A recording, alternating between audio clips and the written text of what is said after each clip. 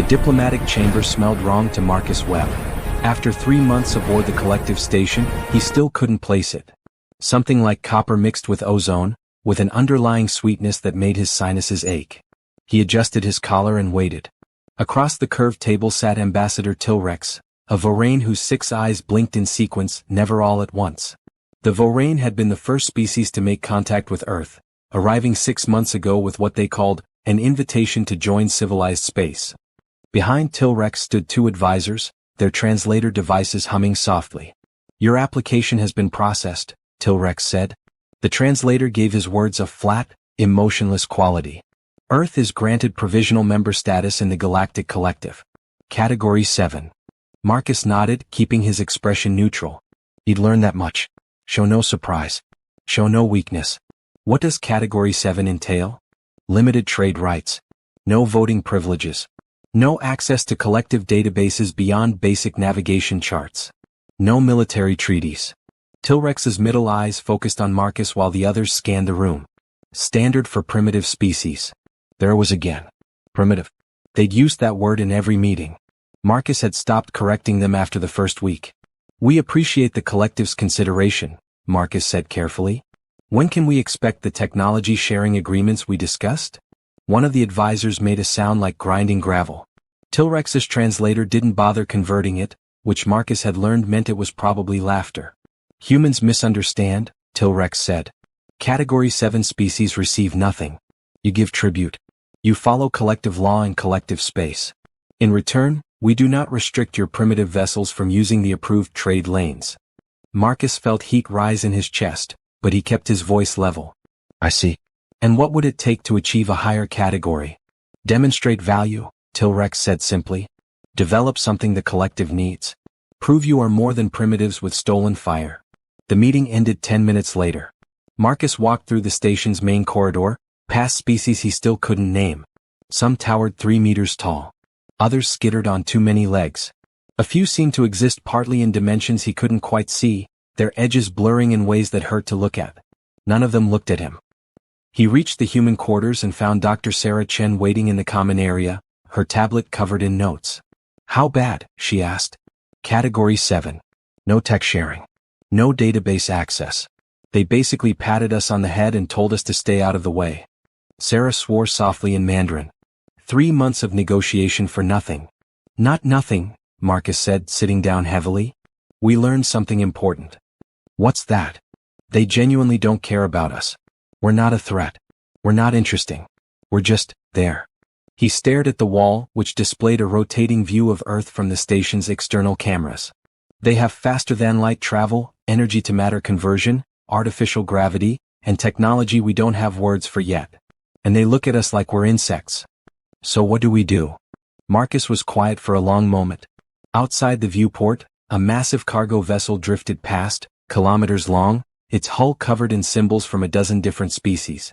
Earth's largest spaceship could fit in one of its cargo bays. "We proved them wrong," he said finally. "They said develop something they need. So that's what we do." Sarah raised an eyebrow. "Marcus, they have technology that's thousands of years ahead of us. What could we possibly develop that they'd need?" "I don't know yet," Marcus admitted. "But I know humans. We're stubborn. We're creative. And we're really, really good at solving problems no one thought were solvable." He stood up, energy returning to his movements. "Get me everything we observed about this station. Every species, every technology, every interaction. There's something we're missing. That's going to be a lot of data. Then we better get started." Sarah looked at him for a moment, then smiled. "You know they're going to think we're crazy." "Let them think what they want," Marcus said. "We didn't claw our way up from caves to the stars just to be someone's footnote." Over the next weeks, Marcus and Sarah worked quietly. They cataloged everything. The way the Vorane advisors always stood in specific positions. The trade languages used in the market districts. The species that avoided each other. The technologies that seemed common and those that appeared rare. They noticed something interesting. For all their advanced technology, the collective species didn't innovate. They used the same tools, the same ships, the same methods they'd apparently used for centuries. Everything was standardized, optimized, efficient, and completely stagnant. "They stopped asking questions," Sarah said one night, surrounded by holographic displays of data. "Look at this. The collective's technological database hasn't had a major addition in over 400 years. Minor refinements, yes. But nothing truly new. Marcus leaned forward. Why? I think they forgot how, Sarah said slowly. Or maybe they never knew. Look at the collective's history. It wasn't founded by explorers or inventors. It was founded by traders and bureaucrats. Every species that joins brings their existing technology. The collective catalogs it, optimizes it, and that's it. They're not creators. They're curators. And they think we're the primitive ones, Marcus said, a smile growing on his face. So what do we do with this? Marcus thought about Earth, about the scientists and engineers and dreamers who would never accept impossible as an answer. About the students who asked questions their professors couldn't answer. About the garage inventors and the corporate labs and the university research teams, all pushing in different directions, all trying things that might not work. We do what humans do best, he said. We make something completely new. The message from Earth arrived 3 weeks later, compressed into a data packet that took 6 hours to decode. Marcus read it twice, then called Sarah to his quarters. Command approved the project, he said, unable to keep the excitement from his voice. Full support. They're sending the team up on the next transport. Sarah's eyes widened. They actually agreed? To all of it? Every word. Marcus pulled up the response on his screen. Director Martinez said, and I quote, "If the galaxy thinks we're primitive, let's show them what primitive ingenuity looks like." They're dedicating 2 research stations and pulling scientists from every major institution on Earth. What did you tell them we were building? I didn't specify, Marcus admitted. I told them we needed to solve a problem the collective hasn't solved. Something that requires thinking differently. Sarah sat down, pulling up her own notes. I've been analyzing the station's systems. There's something I want to show you. She expanded a holographic schematic of the station's power distribution network. Red lines pulsed through a 3-dimensional maze of conduits and nodes. This station houses about 40,000 beings from 200 species, Sarah explained. It has artificial gravity, life support for hundreds of different atmospheric requirements, faster-than-light communication arrays, and it's been running for over 3 centuries. Okay. It should be impossible. The power requirements alone should need a fusion reactor the size of a moon. But look at this. She zoomed in on a section near the station's core. The main reactor is barely larger than a city block. And it's not fusion. It's not antimatter. It's something else entirely. Marcus studied the readings. 0-point energy? That's what I thought at first. But the efficiency is wrong. They're pulling energy from somewhere, but there's waste heat. A lot of it.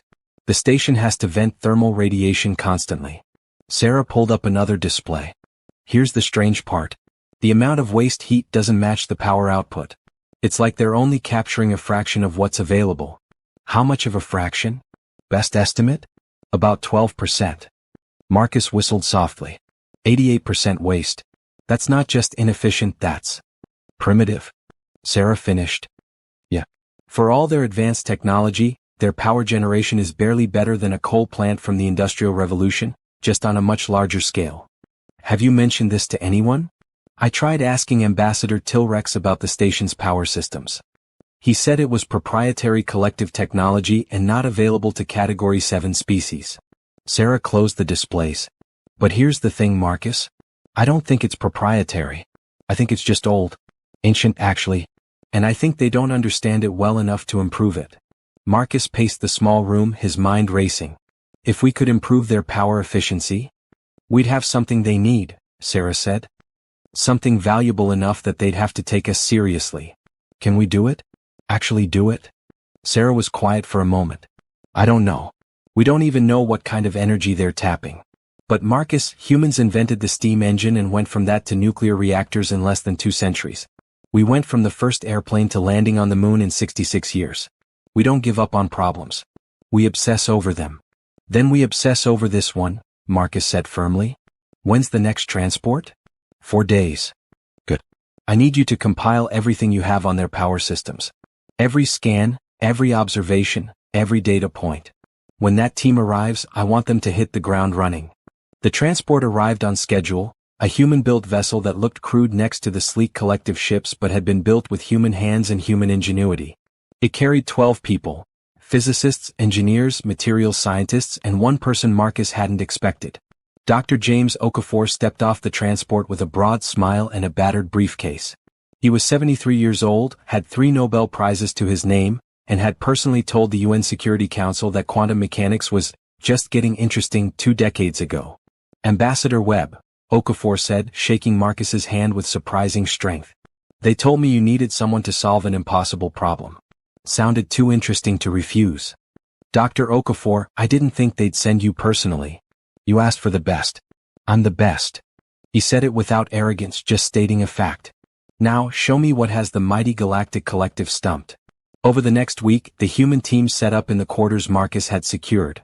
The space was small, barely enough for 12 people to work comfortably, but no one complained. They filled every surface with equipment, displays, and the kind of organized chaos that Marcus recognized from university laboratories back on Earth. Dr. Okafor stood at the center of it all, asking questions that made the other scientists scramble to recalculate their assumptions. You're telling me, Okafor said, studying Sarah's data, that they're venting 88% of their captured energy as waste heat? That's our best estimate, Sarah confirmed. And they've been doing this for centuries? At least, possibly millennia. Okafor started to laugh. It was a deep, genuine laugh that filled the room. Oh, this is beautiful.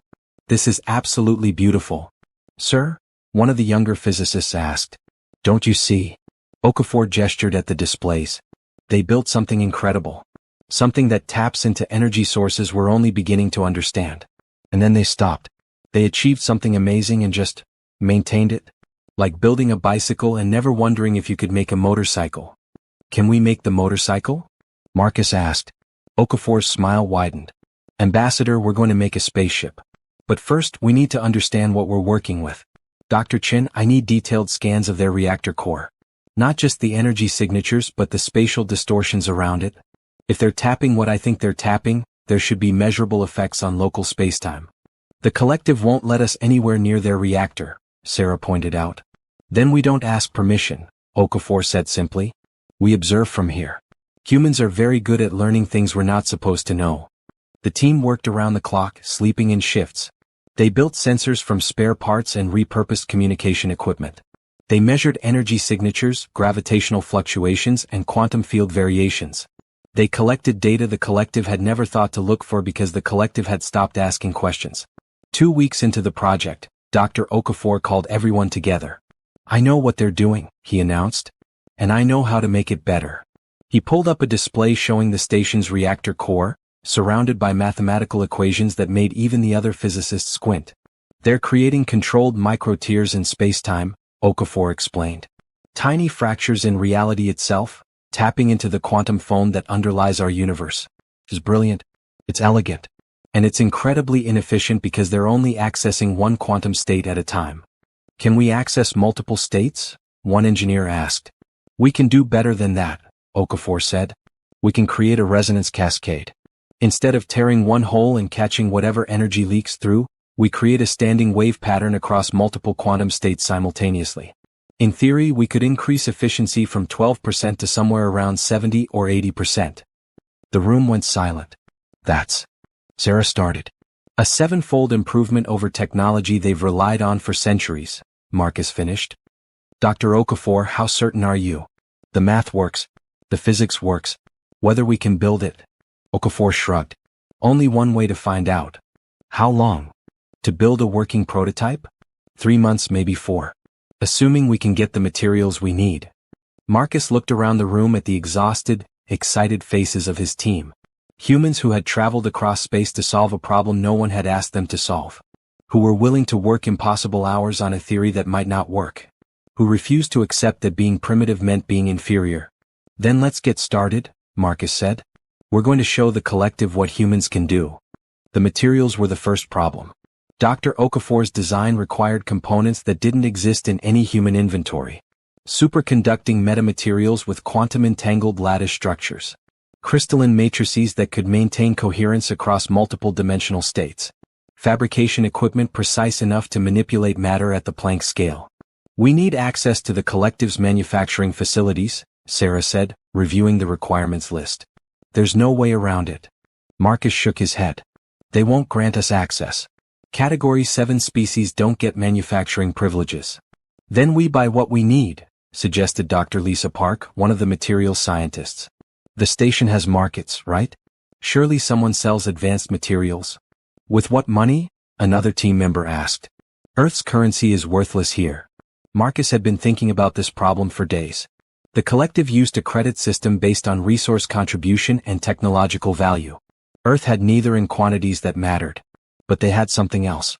We trade what we have, he said slowly. Information. Okafor raised an eyebrow. We barely understand their technology. What could we possibly tell them? Not their technology. Ours. Marcus pulled up Earth's cultural database. Music, art, literature, entertainment. 300,000 years of human creativity. The collective might not value our technology, but they've never encountered our culture. Sarah frowned. You want to sell Earth's cultural heritage? I want to share it, Marcus corrected. We're not losing anything by letting them experience human music or read human books. And if they're willing to pay for access. He shrugged. The galaxy runs on trade. Let's see if culture trades. The first attempt was a disaster. Marcus approached a Thelonian merchant in one of the station's market sectors, offering access to Earth's classical music archives. The merchant, a being that looked like a crystalline spider the size of a dog, listened to 30 seconds of Beethoven's Fifth Symphony before making a sound like shattering glass and skittering away. The second attempt went better. A Corvashi trader, reptilian and business-minded, listened to Marcus's pitch with 3 of its 4 eyes. Entertainment data? From a Category 7 species. Completely unique, Marcus said. Nothing like it exists in the collective databases. We're offering exclusive access. Demonstrate. Marcus played a clip from an old Earth movie. A thriller, something with suspense and drama. The Corvashi watched in silence, its tail twitching slightly. Interesting, it said after the clip ended. Your species experiences temporal narrative in unusual ways. The emotional manipulation is crude but novel. It tilted its head. What do you want in exchange? Materials. Fabrication time. Manufacturing access. Show me the list. The Corvashi studied Marcus's requirements for a long moment. This would normally cost 4,000 standard credits. You are Category 7. You have no credits. But we have something you don't, Marcus countered. Thousands of hours of unique content. Stories, music, visual art, interactive experiences. All human created. All original. And you offer this in exchange for materials?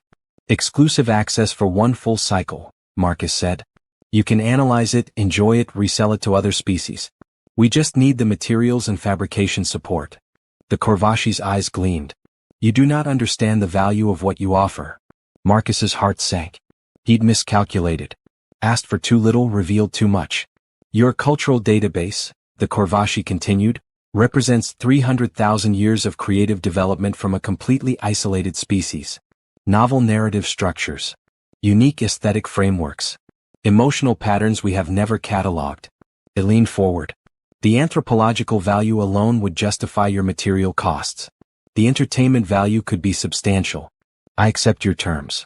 Marcus tried not to show his surprise. Excellent. When can we? I want twice the access period. 2 full cycles. And I want exclusive resale rights in this sector. They negotiated for another hour, but in the end, Marcus got what he needed. Materials, fabrication time, and access to manufacturing equipment sophisticated enough to build Okafor's prototype. All in exchange for Earth's movies, music, books, and art. As Marcus left the market sector, he realized the Corvashi had been right. He hadn't understood the value of what he was trading. Earth's culture was worth more than he'd imagined. The collective had technology, efficiency, and optimization. But somewhere along the way they'd forgotten how to create something just because it was beautiful or moving or made you think. Humans had never forgotten that. The fabrication process took 7 weeks. The human team worked alongside automated systems in the manufacturing facility, learning as they built. The collective's machines were incredibly precise, but they required exact specifications. There was no room for improvisation, no tolerance for creative problem solving.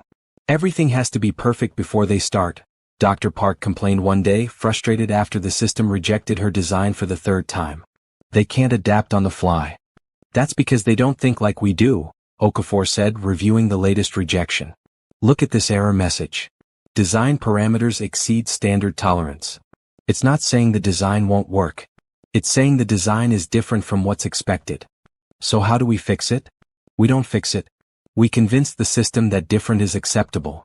Okafor started modifying the input parameters, adding buffer zones and adjustment ranges that gave the machines permission to deviate from standard protocols. There. Try it now. The system accepted the design. As the weeks passed, word spread through the station about what the humans were doing. Other species started visiting the market sector where the Corvashi was offering access to Earth's cultural database. Marcus heard reports of Vorane watching human comedies, trying to understand the concept of sarcasm. Of Thelonians analyzing human music theory. Of a dozen different species arguing about the meaning of abstract art. Ambassador Tilrex summoned Marcus to his office.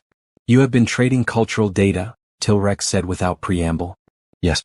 It's not prohibited under Category 7 restrictions." "It is not." Tilrex's middle eyes focused on Marcus.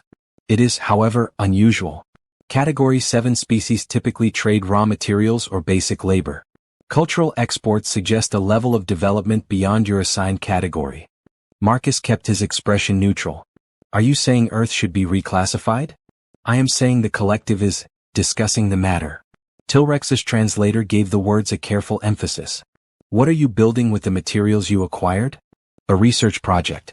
An experiment in power generation efficiency. The collective's power generation is already optimally efficient." "With respect, Ambassador, our analysis suggests otherwise." The room went very quiet. One of Tilrex's advisors made that grinding sound again, but this time it didn't sound like laughter. "You question collective technology?" Tilrex asked slowly.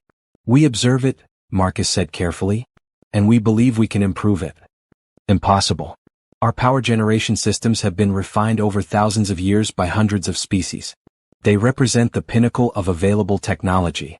Marcus made a decision. "Would you like to see our prototype?" Tilrex's eyes all blinked at once, which Marcus had learned meant surprise. "Your prototype?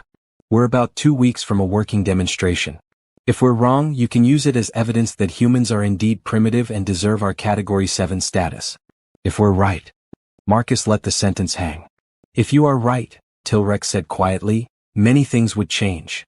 "Yes," Marcus agreed. "They would." Back in the human quarters, the team was making final adjustments to the prototype. It sat in the center of the main workspace, about the size of a refrigerator, covered in precisely machined components and pulsing with barely contained energy. "How's it looking?" Marcus asked. Okafor stood back, wiping his hands on a cloth. "The math says it should work. The simulations say it should work. Whether reality agrees." He shrugged. "We'll know soon enough. Tilrex wants to see a demonstration." The room went quiet. "When?" Sarah asked. 2 weeks. "We'll be ready," Okafor said confidently. "Question is the collective ready for what we're about to show them?" Marcus looked at the prototype, at this machine built by human hands using human ingenuity to solve a problem the galaxy's greatest civilization had stopped trying to solve. "I guess we'll find out," he said. The next 2 weeks were a blur of final adjustments, safety checks, and testing. The team ran simulation after simulation, refining the quantum resonance patterns, optimizing the dimensional cascade sequences, and triple-checking every calculation. On the day before the demonstration, Marcus found Dr. Okafor alone in the workspace, staring at the prototype. "Having doubts?" Marcus asked. "The opposite," Okafor said. "I'm certain it will work. What I'm uncertain about is what happens afterward." He turned to face Marcus. "We're about to prove that a Category 7 species, primitives with barely a century of spaceflight, can improve upon technology the collective has relied on for millennia. That's going to upset a lot of assumptions." "Good," Marcus said. "Assumptions should be questioned. That's how progress happens." "The collective stopped questioning things a long time ago," Okafor observed. "They're going to resist. Even if we prove it works, even if we show them something incredible, there will be those who refuse to accept it simply because it came from us." "Then we make it impossible to refuse," Marcus said. "We don't just show them improvement. We show them revolution. We remind them what it means to reach for something greater." Okafor smiled. "You know, when I got the message asking me to join this project, I thought it was about building a better battery. But it's not, is it?" "No," Marcus agreed. "It's about showing the galaxy that humanity belongs here. Not as primitives begging for scraps, but as equals who can contribute something meaningful." "Well then," Okafor said, turning back to the prototype. Let's make sure this thing works perfectly. We're only going to get one shot at this. The demonstration was scheduled for the next day in one of the station's formal presentation chambers. Marcus had no idea who would attend, but he suspected it would be more than just Ambassador Tilrex. He was right to suspect that.